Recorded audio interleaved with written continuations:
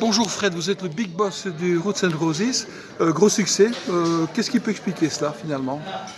Ouais, beaucoup de choses. C'est un des premiers festivals de l'année. On a une ligne de programmation et une philosophie d'organisation un peu différente de ce qui se fait dans le pays, en Fédération Wallonie-Bruxelles, dans le nord de la France. Donc on a du public qui vient de loin pour voir un festival avec une programmation différente et une certaine ambiance. Donc c'est un petit peu tout ça qui fait le succès. L'an passé, s'il y avait un peu moins de monde, mais cette année, ça explose. Qu'est-ce qui peut expliquer?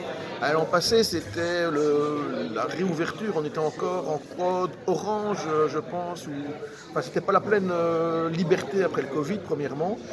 Et aussi, dès le début de la guerre en Ukraine, fin février, début mars, on a 4 des 5 têtes d'affiche qui ont annulé. Ah d'accord. Pour des raisons diverses officielles, mais bon, ça a coïncidé avec le début de la guerre. Donc des très gros noms qu'il était impossible de remplacer à ce niveau-là en si peu de temps. Donc voilà. Là, on a une affiche solide, sur une bonne base, bien ancrée dans le 21e siècle. Et voilà, donc l'affiche n'a pas bougé, la programmation est bonne, la promotion est faite convenablement. Ce qui frappe aussi, c'est de voir beaucoup d'enfants, des familles avec des chiens. C'est pas dans tous les festivals aussi. C'est quoi? C'est l'identité du Roots and Roses? C'est un festival avec une ambiance vraiment familiale, humaine plutôt même. Donc les gens ici, c'est pas des numéros dans un ordinateur. On organise tout pour que les gens soient bien pendant une journée, ils le savent et ils n'ont pas peur de venir avec leur animal ou avec un enfant. Alors, ça fait 2 fois que vous faites en 2 jours.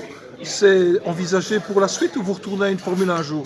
Moi, j'ai démissionné cette semaine, donc je ne sais pas répondre à la place de l'équipe.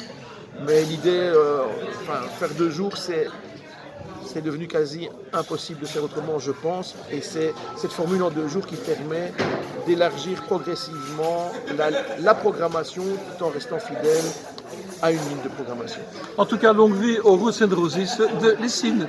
Merci à vous. Merci beaucoup.